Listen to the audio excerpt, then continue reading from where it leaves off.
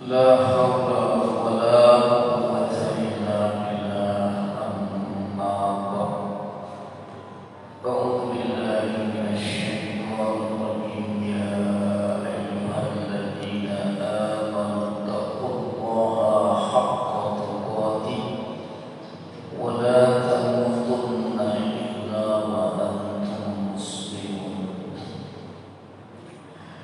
وقال النبي صلى الله عليه وسلم من يرد الله به خيرا يفقهه في الدين وقال المحدثون بأن هذا الحديث حديث عظيم وصحيح وجليل صدق الله العظيم إخوة الإيمان tuan-tuan yang mulia dan puan-puan yang dirahmati oleh Allah yang ianya yang besar tak digelar, yang kecil pun ia kami tak menyebutkan nama.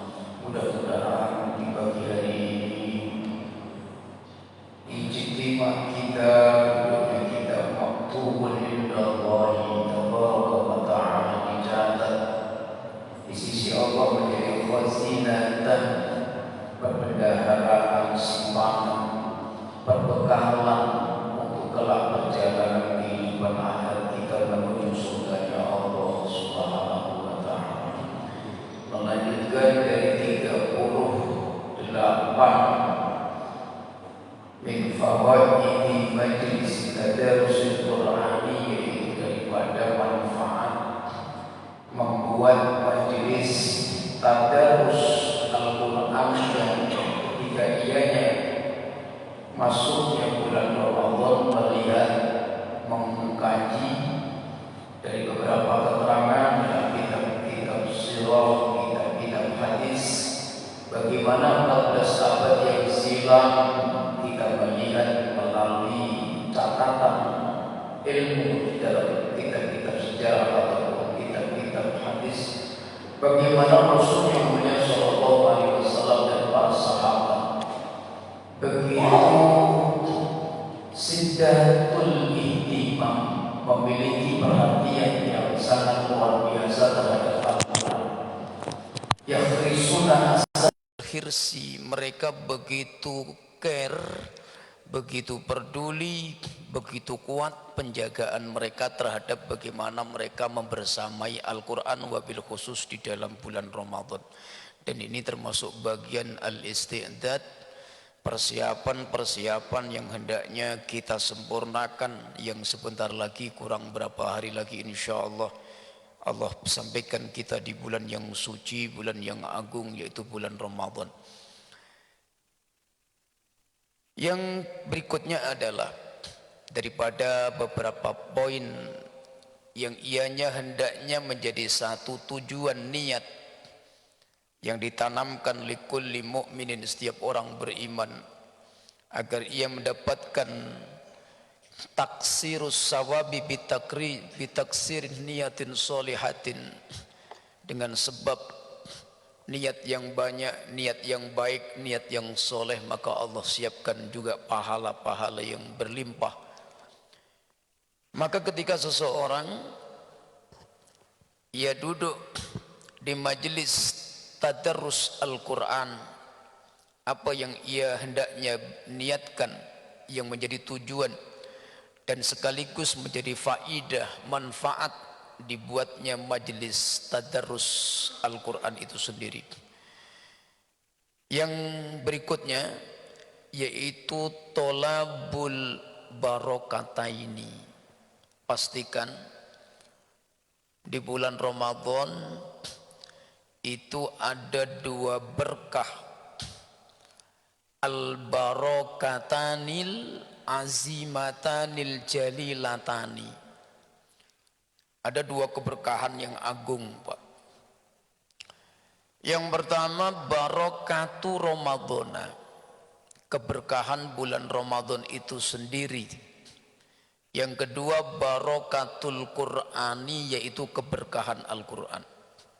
Jadi Allah Subhanahu tabaraka wa ta'ala meletakkan barokataini azimataini jalilataini karimataini, dua keberkahan yang agung yang dua-duanya ini akan Allah berikan kepada kita di bulan Ramadan, Pak. Yang pertama, barakatu Ramadhana, keberkahan dari bulan Ramadan itu sendiri. Dan yang kedua, barakatul Qur'ani, keberkahan yang Allah letakkan di dalam Al-Quran, kitab yang mulia. Dalilnya mana? Maka kita lihat di dalam Al-Quran, di surah Shad ayat 29, wa qala Allah tabaraka wa ta'ala, Allah subhanahu wa ta'ala telah menjelaskan, kitabun anzalnahu ilaika mubarakun. Al-Quran itu satu kitab, anzalnahu yang telah kami, kata Allah, turunkan, ilaika untukmu ya Muhammad, mubarakun, yang ianya satu kitab yang ianya penuh dengan keberkahan, Pak. Mubarak, yang diberkahi, menjadi mambaul barokati, menjadi sumbernya semua bentuk kebaikan-kebaikan dunia akhirat. Lihat dabbaru ayatihi, selain ianya berkah, Al-Quran diturunkan untuk direnungkan, dikaji, dipahami ayat-ayatnya, diambil ibrah pelajarannya, diambil nasihatnya. Di surah Shad ini kami ingin menitik beratkan bahwa Al-Quran itu mubarak, kitab yang diberkahi, Pak. Kitab yang menjadi sumber beraneka ragam bentuk kebaikan, maka dikatakan mubarak. Wa amma syahrul ramadhana, bulan Ramadan itu juga bulan yang diberkahi, Pak. Wa qala an-nabiy sallallahu alaihi wasallam, atakum ramadhanu sahrun mubarakun. Jadi dua-duanya menggunakan kalimat mubarak. Yang pertama, kitabun mubarak, kitab yang diberkahi, yang berlimput keberkahan, menjadi sumber kebaikan. Yang kedua, atakum ramadhanu sahrun mubarakun, telah datang kepada kalian yaitu bulan Ramadan. Apa ianya bulan Ramadan? Nabi sebutkan syahrun mubarakun, bulan yang diberkahi oleh Allah, bulan yang berliput keberkahan, mambaul barakati, yang di dalamnya menjadi sumber kebaikan-kebaikan yang beraneka ragam, yang ia Allah letakkan hanya di dalam bulan Ramadan, Pak. Dari dua dalil ini, yang pertama surah Shad ayat 29. Dalil yang kedua berupa hadis Nabi yang mulia sallallahu alaihi wasallam ketika beliau menyampaikan al-akhbar, berita datangnya bulan Ramadan kepada sahabat-sahabat beliau radhiyallahu anhum ajmain. Dari dua dalil ini Allah memberikan message, Pak. Memberikan pesan. Ketika Allah Subhanahu wa taala telah menjelaskan ada dua keberkahan yang agung di dalam dua perkara. Pertama, Allah letakkan di dalam Al-Qur'an. Maka yang kedua, Allah letakkan di dalam bulan Ramadan. Man aroda, barang siapa yang ingin ayyanala, untuk meraih al-barakatal katsiratal jamata, maka barang siapa yang ingin hidupnya diberkahi oleh Allah, berliput dengan kebaikan al-hasanat, fa'alaihi, maka atasnya ia menetapkan dirinya pada dua perkara ini. Mulazamatul Quran, membersamai Al-Quran. Yang kedua, mulazamatul Ramadan, membersamai bulan Ramadan, Pak. Ini faidah. Jadi barang siapa yang di bulan Ramadan dia duduk di masjidnya, atau ia duduk di rumah-rumahnya, dia pegang Al-Qur'annya, dia buka mushafnya di bulan yang dimuliakan oleh Allah itu, maka dia akan mendapat pahala di dunia dan di akhirat. Di dunia Allah berikan dua kebaikan, dua keberkahan. Keberkahan yang Allah letakkan di dalam Al-Qur'an dan keberkahan yang Allah letakkan di dalam bulan Ramadan, Pak. Ini Masya Allah, tabarakallahu wa ta'ala. Pertanyaannya adalah, Ustaz, apakah kita ini perlu atau tidak dengan keberkahan? Maka para ulama menjelaskan tentang min ahammiyati barokatil hayati, Pak. Mencari keberkahan itu wajib, Pak. Tolabul barokati min indillah, itu wajib. Bahkan ia amrun ma'mur, termasuk perkara yang diperintahkan, Pak. Tolabul barokah, mencari keberkahan, ziyadatul khairi ba'dal khair. Kenapa keberkahan ini menjadikan kebaikan di dalam kehidupan kita? Berkahnya Ramadan, di antara manfaatnya, barokahnya, menjadikan 1 tahun setelah Ramadan hidup kita akan diperbaiki oleh Allah, Pak. Ramadan ini kita fokus ibadah lillahi ta'ala, karena Allah, untuk Allah. Kemudian kita diperintahkan oleh Allah, jangan lupa aku berikan kalian kebaikan. Fatlub, maka carilah.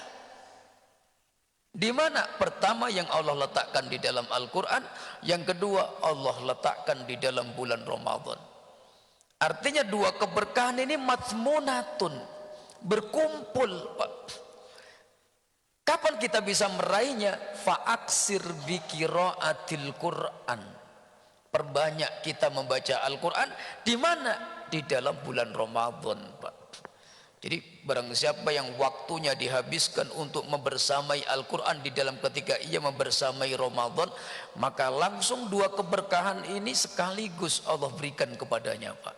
Selain ada pahala di akhirat, pahala yang ianya niatkan karena Allah, pahala mencari kebaikan daripada Allah, di dunianya Allah akan perbaiki dia. Setelah Ramadan sampai Ramadan berikutnya, ia akan menjadi mamba'u barokatil hayati. Hidupnya insya Allah barokah, Pak. Tandanya Pak Ustadz, gampang, Pak. Ramadan itu kita mendapat berkah atau tidak dengan Al-Quran kita, itu kata kepala ulama, bisa kita lihat perubahan. Ada grafik, ada peningkatan, ada pertambahan. Bal yazdad. Setelah Ramadan berlalu nanti dia semakin kuat membaca Al-Qur'annya. Setelah Ramadan berlalu nanti semakin bagus akhlaknya. Setelah Ramadan nanti berlalu, ia semakin santun tutur sapanya, semakin tinggi kedermawaannya, semakin baik ibadahnya. Ini dari sisi ketaatan, belum dari sisi-sisi yang lain, Pak. Hatta qalal ulama, sampai-sampai ulama mengatakan bahkan min haitsu umurid dunyawiyah, kalau kita sudah mendapatkan dua keberkahan ini, tidak menutup kemungkinan dunia kita juga akan diperbaiki oleh Allah. Usahanya dipermudahkan. Ini kalau bicara konteks urusan dunia. Bi barokati Ramadan, bi barokatil Quran. Nah, kemudian yang ke-37 saya ambil dari belakang ini, Pak, supaya nanti saya bisa milih mana yang penting yang harus disampaikan, mana yang tidak. Yang kedua di pagi hari ini, dari 13 tambahan kemarin di Rabu yang berlalu, di minggu yang sudah berlalu. Yang kedua, adamu hijronil Qur'anil karimi, Ketika kita membuat majelis Al-Quran, Pak, memakmurkan masjid iya, memakmurkan bulan Ramadan juga iya, pastikan niatkan, yaitu niyatu adami hijranil Qur'anil karimi. Kita berniat supaya kita tidak termasuk orang yang mengabaikan Al-Quran, orang yang acuh terhadap Al-Quran, supaya kita tidak termasuk orang yang menyepelekan Al-Quran. Apakah ianya dibenci oleh Allah? Dibenci, Pak. Apakah Nabi juga memperhatikan sampai di situ? Sangat memperhatikan. Hatta qala Allah tabaraka wa ta'ala. Dan inilah yang disebutkan oleh Allah di dalam Al-Quran surah Al-Furqan ayat 30. Melalui lisan Nabi yang mulia sallallahu alaihi wasallam, lisanun azimah, lisan yang agung, lisan yang mulia, alladzi la yatakallamu alladzi la yatahaddatsu illa biwahyin atau alladzi la yantiku, yang lisan itu dijaga oleh Allah, yang lisan itu dijamin tidak pernah berbohong, yang lisan itu tidak pernah mengucapkan sesuatu ucapan kecuali atas bimbingan wahyunya Allah. Maka keluar dari lisan Nabi yang mulia sallallahu alaihi wasallam, wa qala ar-rasul ya rabbi inna qaumi ittakhadhu hadzal qur'ana mahjura. Nabi sallallahu alaihi wasallam dalam surah Al-Furqan ayat 30 ini berdoa, mengadu kepada Allah. Wa qala ar-rasul, maka berkatalah ar-rasul, yaitu Nabi sallallahu alaihi wasallam, ya Rabbi, wahai Tuhanku, inna qaumi ittakhadhu hadzal qur'ana mahjura. Ya Allah, maka sesungguhnya kaumku, mereka ada yang menjadikan Al-Quran itu sesuatu yang terabaikan, Pak. Ini Nabi mengadu di hadapan Allah. Perihal apa? Tentang keberadaan kaumnya yang sebagian daripada mereka tidak peduli dengan Al-Quran. Mahjura bimakna matrukan, ditinggalkan, Pak. Tidak mau membukanya, tidak mau membacanya, tidak mau menzikirkannya, tidak mau mengkajinya, tidak mau berusaha untuk mengamalkan isi kandungannya. Ini maknanya mahjuron, bimakna matsruk. Dia tahu Al-Quran itu pedoman tetapi tidak dijadikan sebagai pedoman. Dia tahu Al-Quran itu membacanya ibadah, dia tak mau membacanya. Dia tahu Al-Quran itu untuk dikaji, dia tak mau mengkajinya.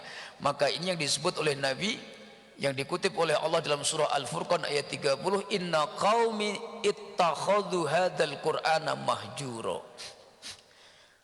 Jadi dicela oleh Nabi SAW umatnya yang ianya tahu keutamaan Al-Quran tetapi mereka tidak peduli dengan Al-Qurannya. Dan itu kita niatkan setiap kita bersama dengan Al-Quran, kita baca Al-Quran, kita kaji Al-Quran, kita tadaruskan Al-Quran di bulan Ramadan, niatkan supaya kita tidak termasuk orang yang mengabaikan Al-Quran.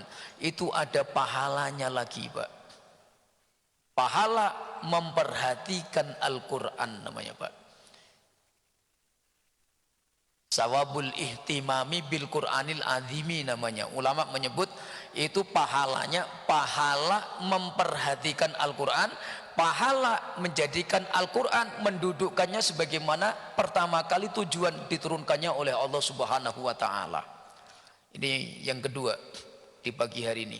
Manfaatnya tadarus Al-Quran di bulan Ramadan, dan jangan lupa niatkan supaya kita juga mendapat pahala daripada orang yang senantiasa peduli dengan Al-Quran kita. Yang ketiga, Pak. Yang ketiga, minum dulu, Pak. Bismillah. Saya ini aslinya ngantuk pol, Pak. Serius, tadi sholat subuh itu udah begini. Ini Bapak Ibu kalau minta Ustadz langsung aja baca doa kifaratul majelis, saya siap loh Pak ini Pak. Loh, serius ini. Kalau ibu-ibu minta udahlah 5 menit aja Pak Ustadz, saya sudah siap untuk membaca doa ini Pak. Ngantuk banget ini Pak. Ini Masya Allah. Alhamdulillah.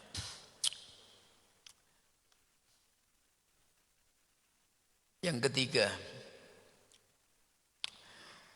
niatkanlah ketika kita sedang bersama Al-Quran, ma'iyah bil Quranil Karim, supaya ada wujudu as-sawabil kasiro, ada pahala yang banyak.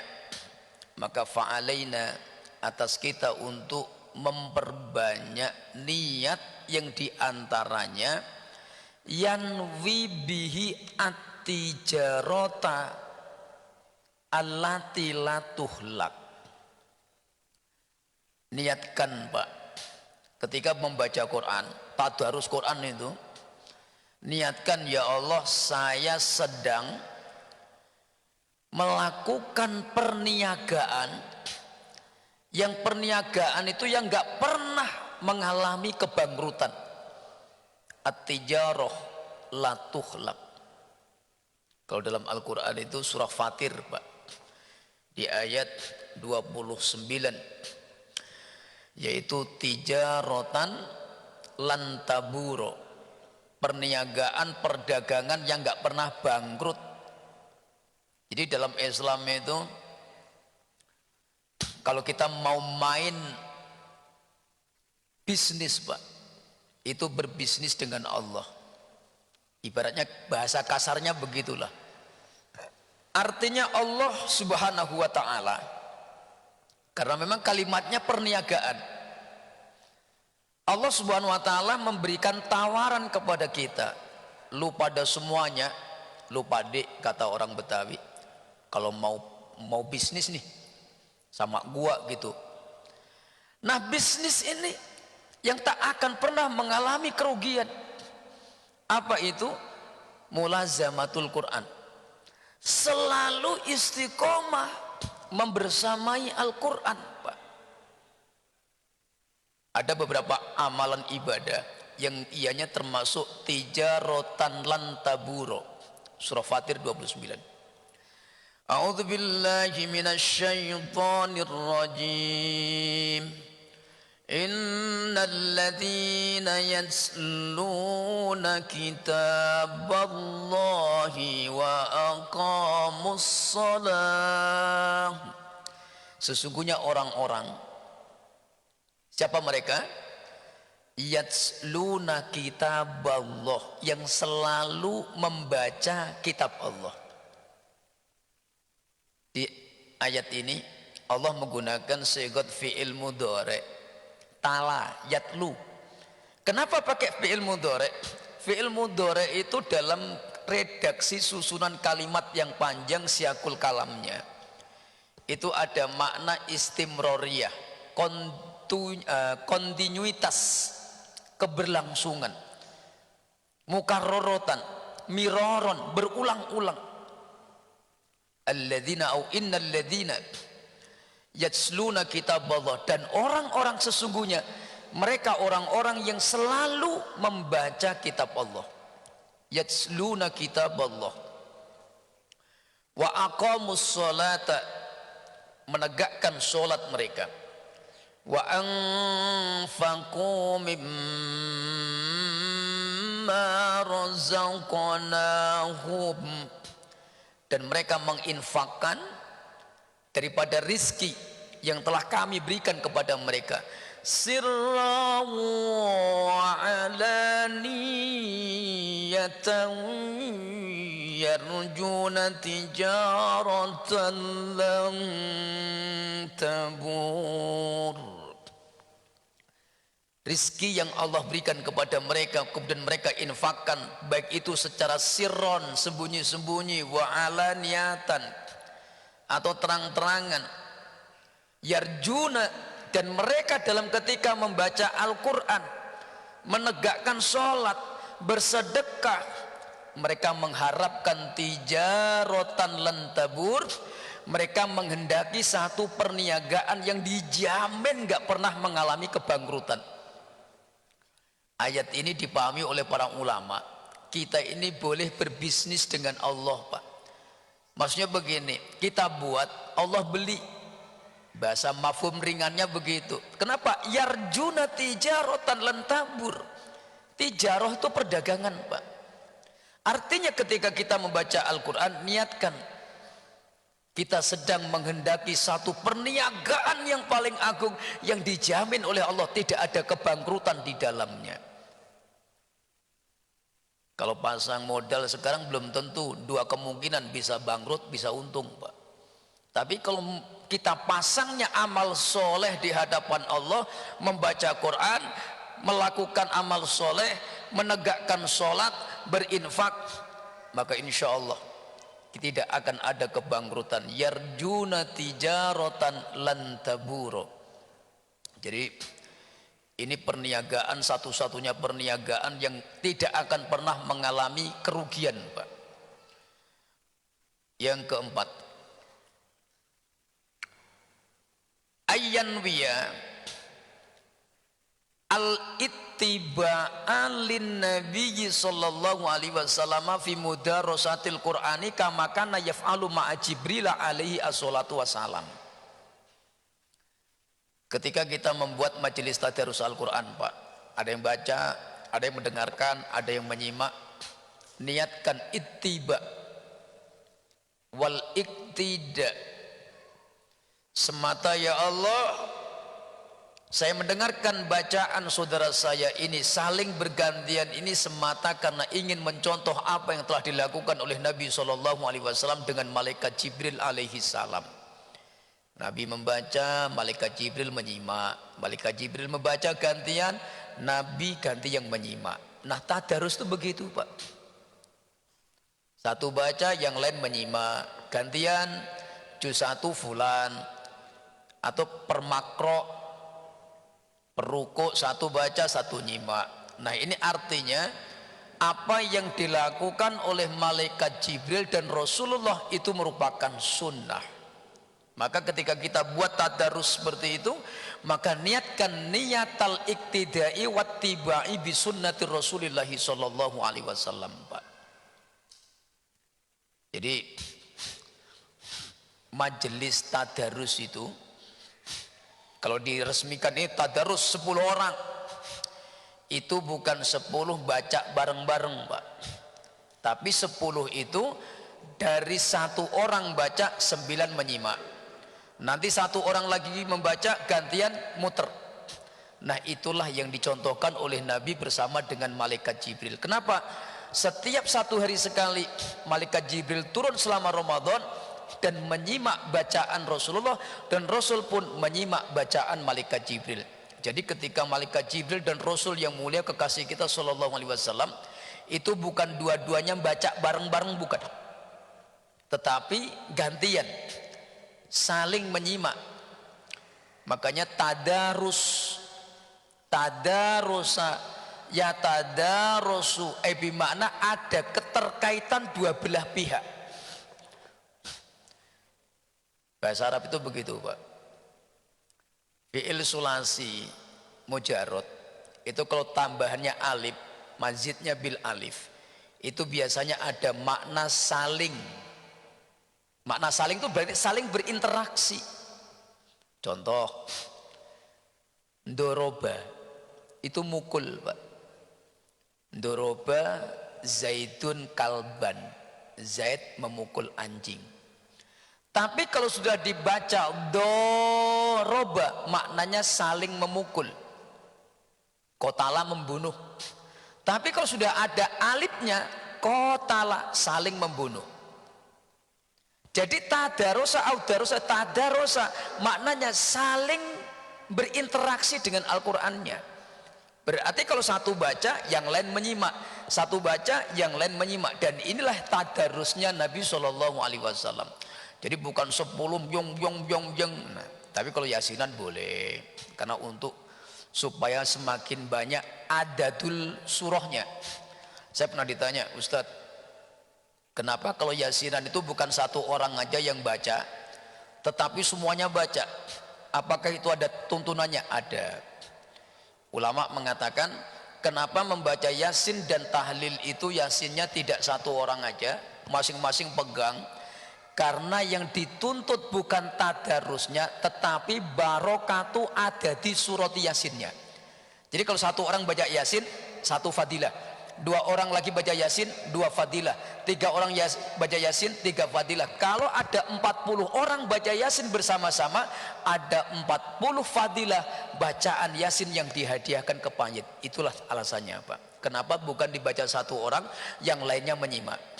Di sini pun sama juga, Pak Haji.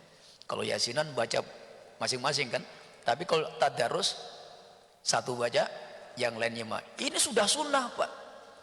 Wala yukhalifus syariah, dan itu tidak bertentangan dengan syariat. Kalau ada yang nyalain tak usah didengerin, Pak. Pak Haji, suruk jam berapa, Pak Haji? Masih berapa menit, Pak? 6 menit lagi ya? Ayo saya tambahkan cek lagi lah, habis itu doa lah, Pak. Baik, kemudian niatkan di dalam ketika membaca Al-Quran niatat tahassun minas saitoni au marodatis saiton. Niatkan ketika membaca Al-Quran itu sebagai proteksi penjagaan, Pak. Daripada apa? Memakai disyayatin, dari tipu daya setan. Ustaz, bukannya di bulan Ramadan itu setan sudah dibelenggu, watugollu marodatus syayatin? Betul. Tapi sifat-sifat syaitoniah kita itu masih ada. Yang dulu sebelum Ramadan, yang setan sering keluar masuk tuh, Pak. Kita tidur dia di sini, kita emosi dia masuk lewat majrud dam. Nah, Ramadan memang dibelenggu. Ada mengatakan hakiki, ada mengatakan maknawi. Sisa-sisa setan tuh masih ada, Pak. Sisa kencingnya kalau kita tidur, sisa pengaruh asarus syayatinnya itu masih ada. Nah, itu kita bersihkan dengan tilawatil Quran fi sahri Ramadhana. Saya pernah ngaji begini, Pak. Ditanya waktu di radio di 104.3 FM, ada yang bertanya begini, Ustaz, hadis tentang watugollu marodatus sayatin itu sahih? Saya katakan sahih. Tapi kenapa di bulan Ramadan ada orang kesurupan? Bukankah setan sudah dibelenggu oleh Allah? Saya katakan, kesurupan setan sama kesurupan jin itu beda. Oke, yang meyakini dibelenggu secara hakiki, setannya diikat. Setan sama jin itu saya katakan beda, Pak. Kalau setan itu taswis, menggoda, menyesatkan, tapi tak pernah memberikan madorot, merusak fisik, sakit, demam, itu nggak pernah.